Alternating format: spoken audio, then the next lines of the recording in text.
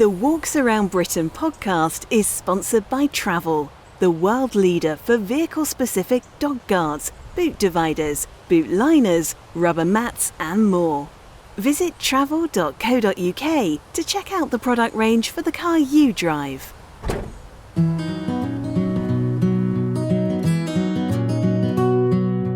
The best of the Walks Around Britain podcast.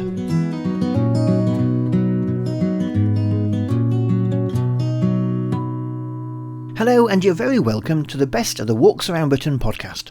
I'm Andrew White, and I'm your walking guide for the next 30 or so minutes of walking and outdoor chat.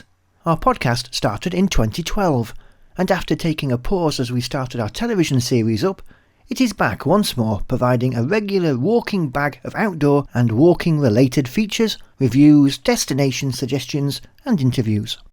You can find us on all the major podcast platforms, as well as on our website, walksaroundbritain.co.uk. We've a Pennine Way themed programme this time, with 2 interviews about what was the very first national trail in Britain. In 2014, I was joined by 2 people who had walked this adventurous trek, walker Rose Hakin and writer Damian Hall, who wrote the official guidebook to the Pennine Way. Hello to both of you. So Damian, tell me about the Pennine Way. Well, yeah, that's a big question. It's going to celebrate its 50th anniversary next year, and there's a quite well-known story, I think, about how it came into being when 2 American girls wrote to a newspaper here saying, is there anything like in Britain like with the Appalachian Trail? And Tom Stevenson, who was a keen walker, was a bit ashamed that there wasn't anything like that, but instantly thought, the Pennines would make I think his quote was a wild, entrancing trail. And he campaigned for many years. It took something like 30 years for it to actually come about, which is a little bit shocking, really. And of course, it was the first national trail. There are quite a few more now. So how did you get on with the trail, Rose? I loved it. I thought it was an epic adventure, really. I wanted to do it partly because of its history and because it is the oldest national trail. And also I think it's in need of a renaissance, really, because they've done so much work on it in the last few years to upgrade the paths and to lay flagstones across the boggy areas, which are many, so that I managed to get all the way from Edale to Kirk Yetton without a muddy foot. Wow. Which is really, wow. I thought that was pretty impressive, really. Because I'd heard rumours that these are old rumours, admittedly, but people used to say that you could end up to your waist very easily in bog. It's one of the things I loved about walking it was there are various sort of myths. It has a really big reputation for being, a very wet place, very boggy, and almost sort of, because Alfred Wainwright fell in a bog and we had to rescue. Hated it. Was it Black Hill, I think? Yeah. So, and his guidebook, he really didn't like the Pennine Way. And there's also a couple of very funny books about walking the Pennine Way, which do add to that reputation of it being incredibly tough and sort of unpleasant, basically. But when I walked it, it was absolutely wonderful in almost every way. I only got properly wet twice. I definitely got muddy footprints quite a lot though, Rose. I don't know how you managed that. That's very impressive. Well, I did it in the end of June, beginning of July, Damian, so it was very hot and dry. That was the problem that I had, actually, that it was too hot. This could be a problem, couldn't it? Keeping hydrated. So where did you stay en route, Rose? Well, I stayed in lots of youth hostels and bunkhouses and a few small campsites. So you did a proper I did the proper self-supporting backpack.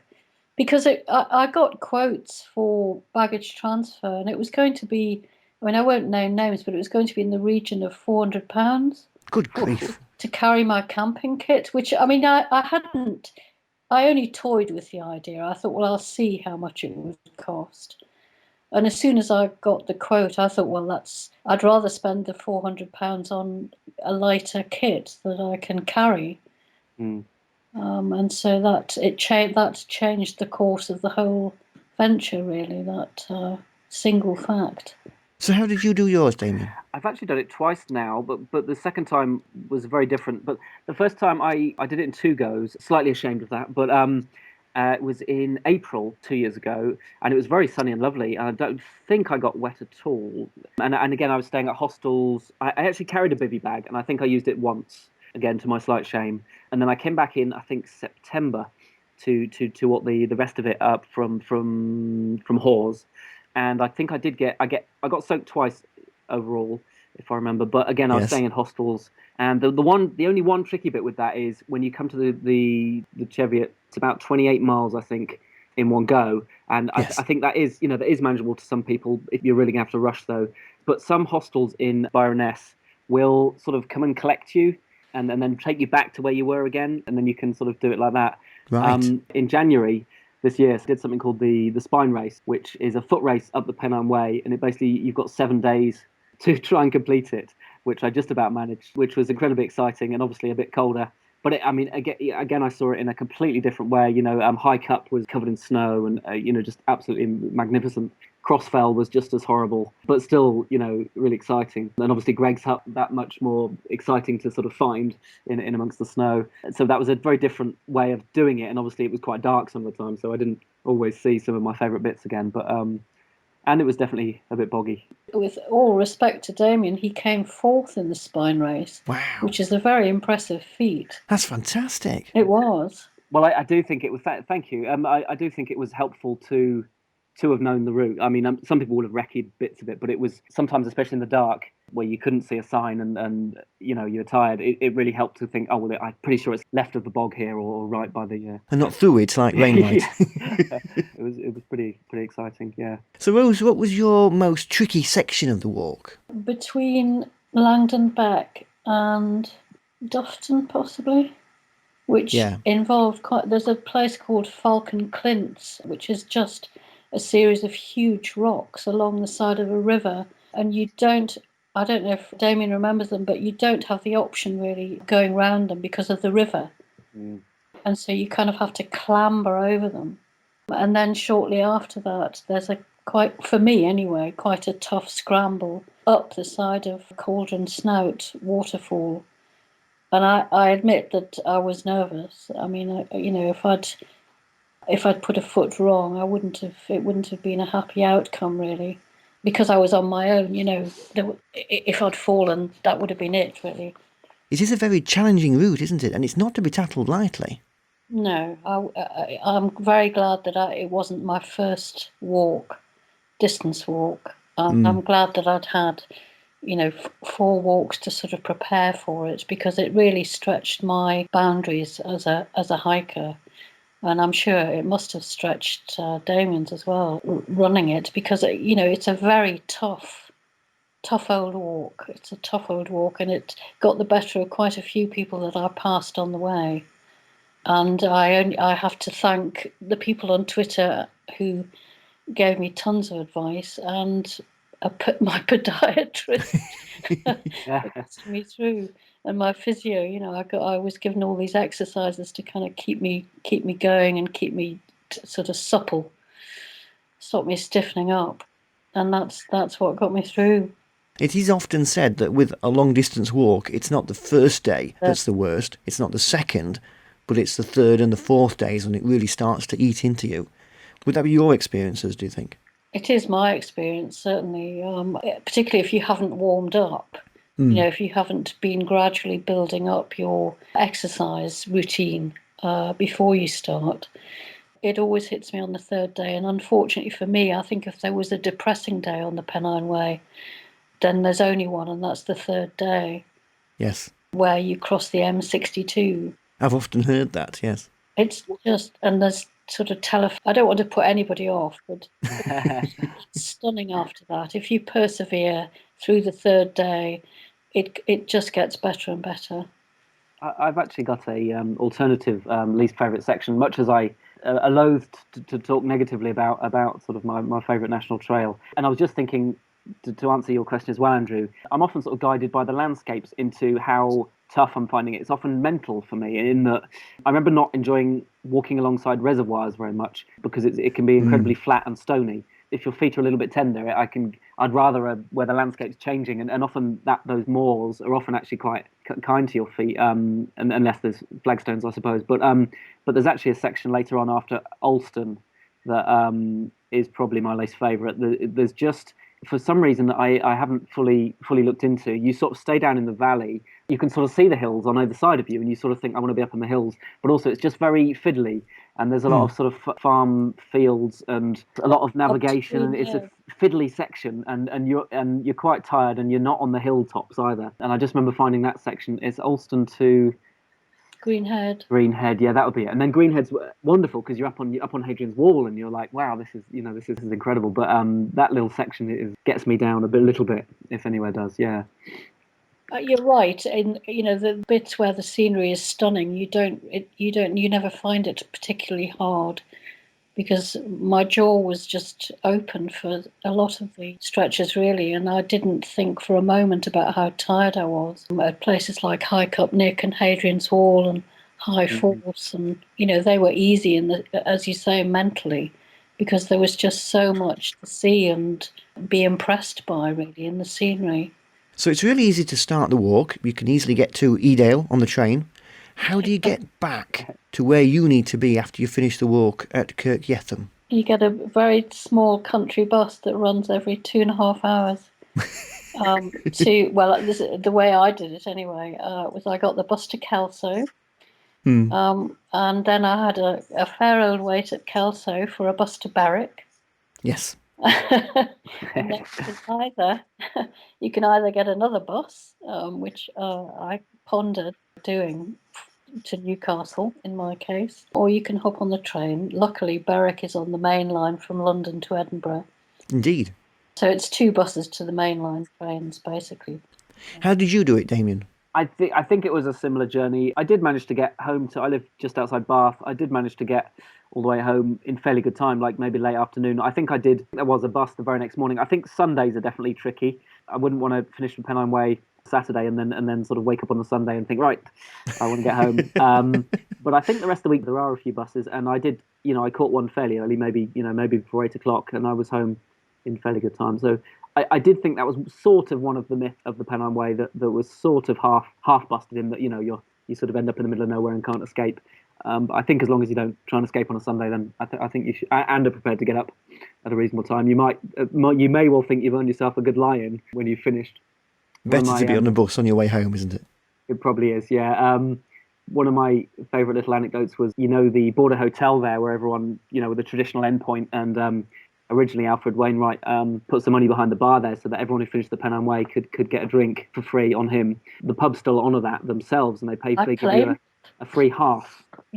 I claim my drink. Fantastic. It is good for you. Well, I walked the whole thing thinking I would get a free half at the end, but of course I did. First time around, I did it in 2 goes, and I strode confidently into the bar, sort of saying, "Right, I've walked it all." They said, "Oh, actually, it's you have to do it in 1 go," which was a bit crestfallen about. But I did ask the barman. I said, how can you tell if someone's not fibbing? What if someone just walks in and goes, "Oh, I've just walked the Pennine Way." So exhausted. Well, that's what he said. "Oh, you can tell," he said. Right. I quite like. Tell with me. And of course, you guys now have to do it all again. And this time not stop at Kirk Yetham, but continue all the way on the new Gore-Tex National Trail all the way up to Cape Wrath. Well, that would be a very exciting thing to do. I would love to. I would love to do that. I suppose I always see, when I retire, the first thing I want to do is walk sort of Land's End, John O'Groats, and that would be the way I would probably do it. But if I could find a way to do that, yeah, I think so. But if I could find a way to do that before then, I very happily would. A guidebook is probably required for the whole thing. Yes. Rose, Damian, thanks for coming on the podcast today. Oh, thank you very much for having us.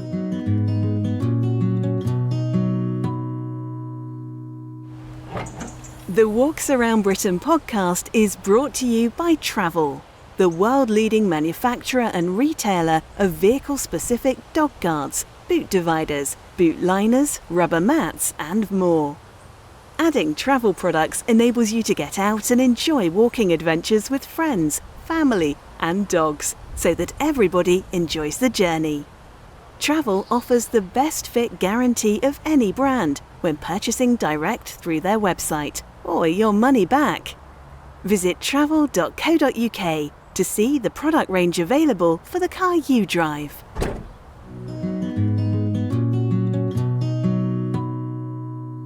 In 2015, the explorer Paul Rose made a series for the BBC about the 50th anniversary of the Pennine Way, and he joined me then to talk about it. The Pennine Way was the first national trail in the UK, and in 2015 it celebrates its 50th anniversary.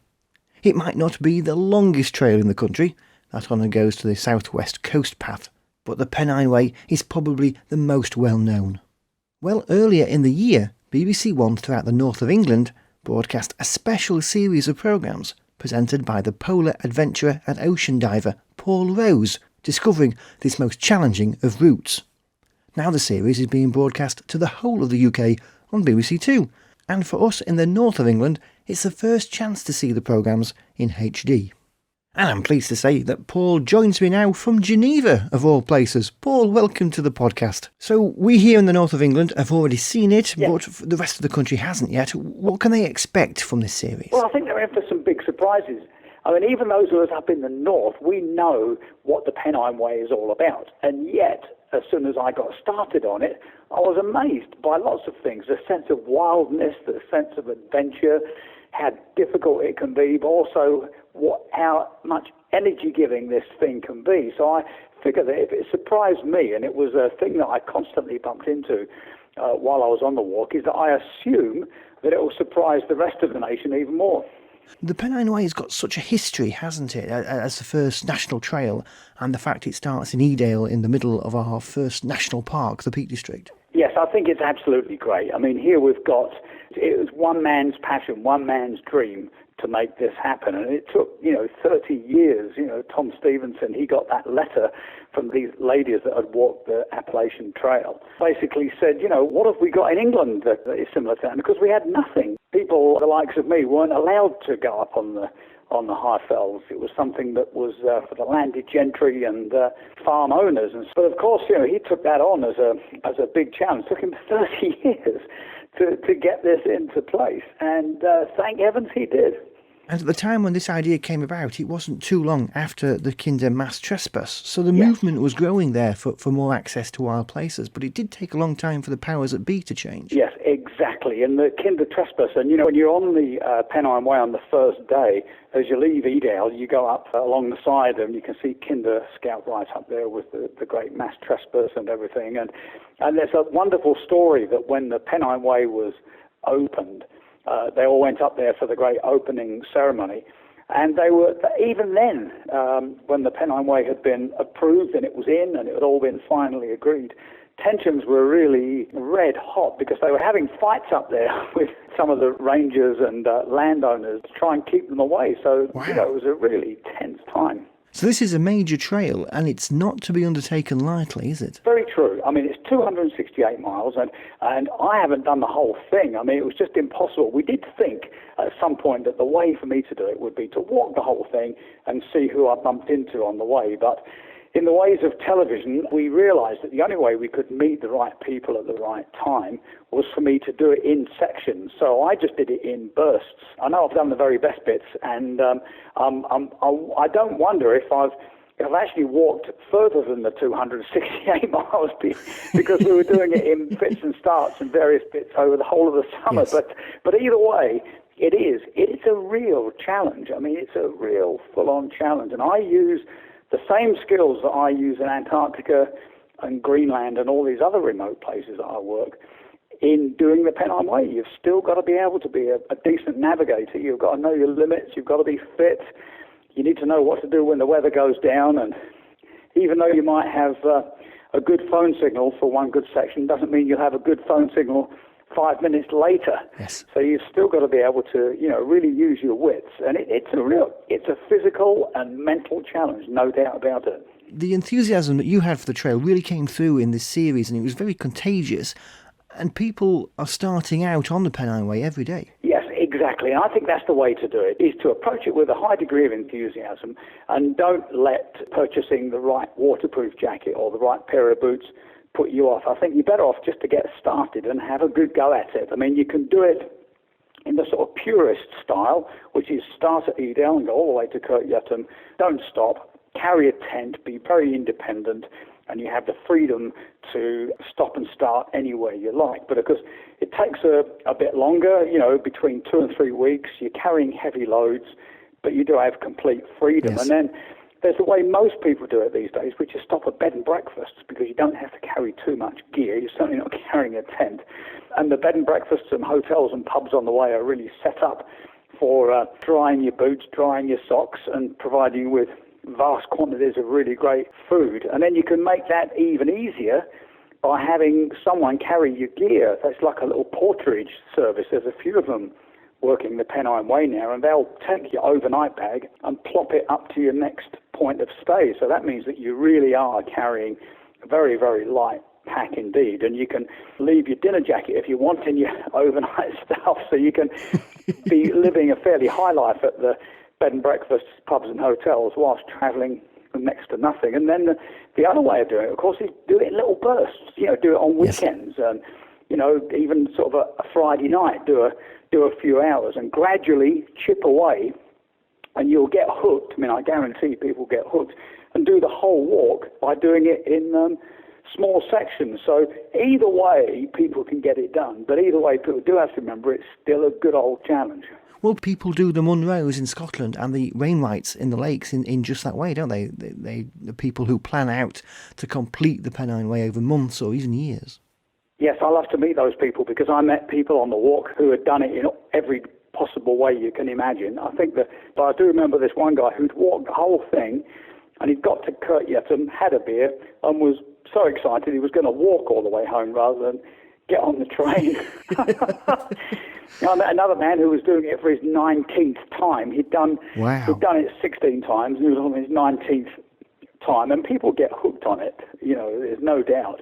And other people I met were doing it in little bursts, as you say, just like doing the Scottish Munros or the Wainwrights in the Lake District. They were going out and doing a section, and then the following weekend doing another section, and gradually chipping off the whole of the Pennine Way in nice, manageable, easy to arrange bites. Now, you and I are very used to getting out walking, you obviously much more so in the wild areas, but television film crews aren't known for getting into the outdoors very often.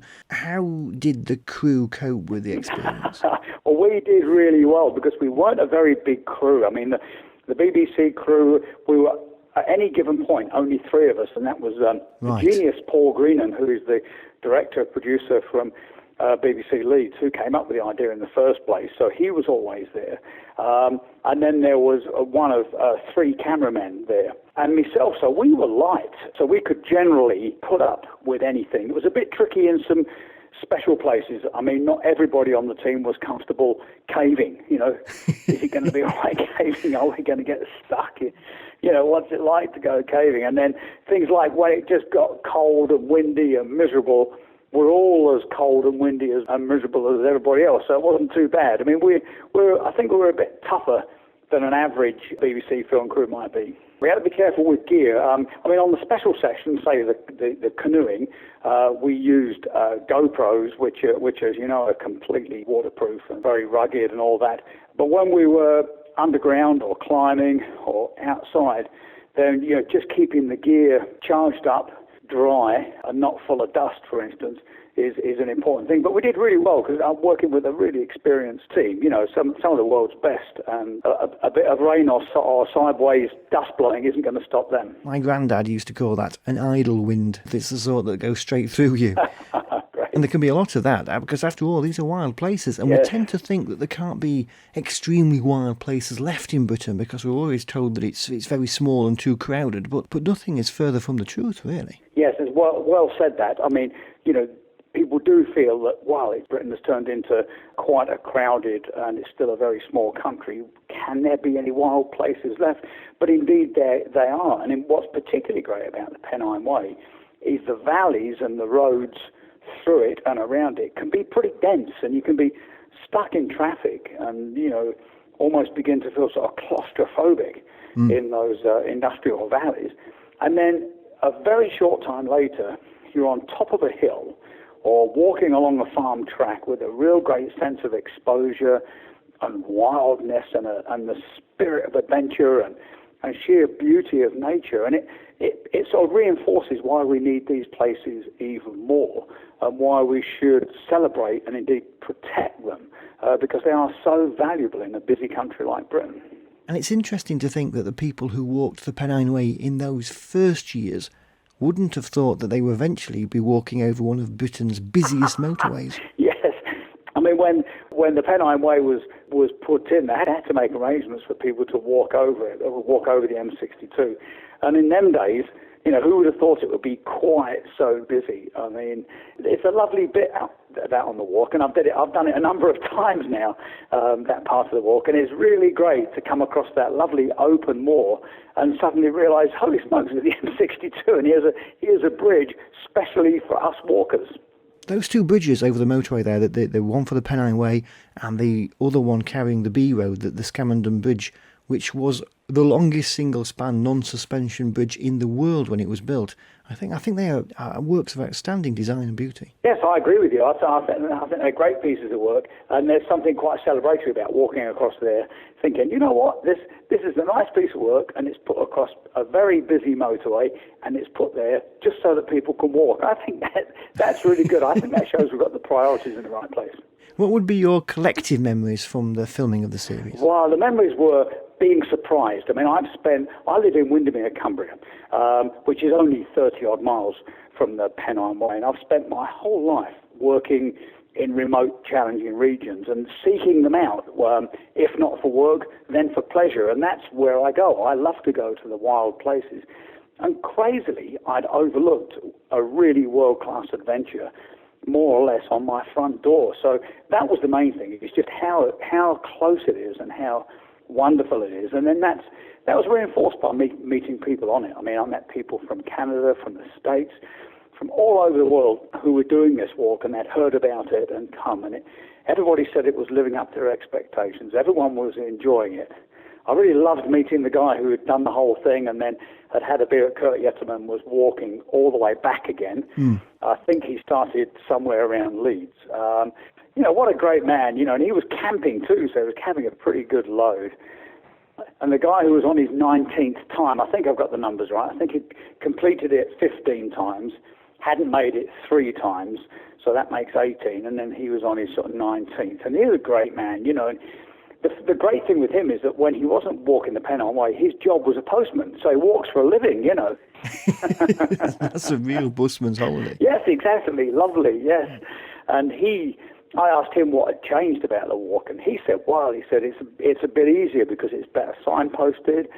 The bogs have got boardwalks on and flagstones, and so the route itself has been improved. And he said the people are friendlier than they ever used to be, and the beer is better.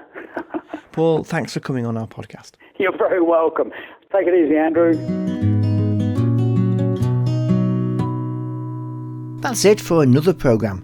If you've enjoyed what you've heard, please find us on your favourite podcast provider or visit podfollow.com/walks around Britain.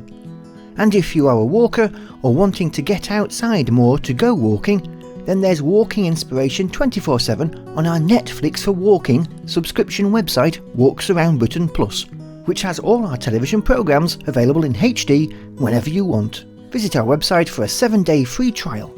And don't forget to follow us on social media. You'll find us on Twitter, Facebook, Insta, Pinterest and YouTube. Until next time, thanks for listening and happy walking.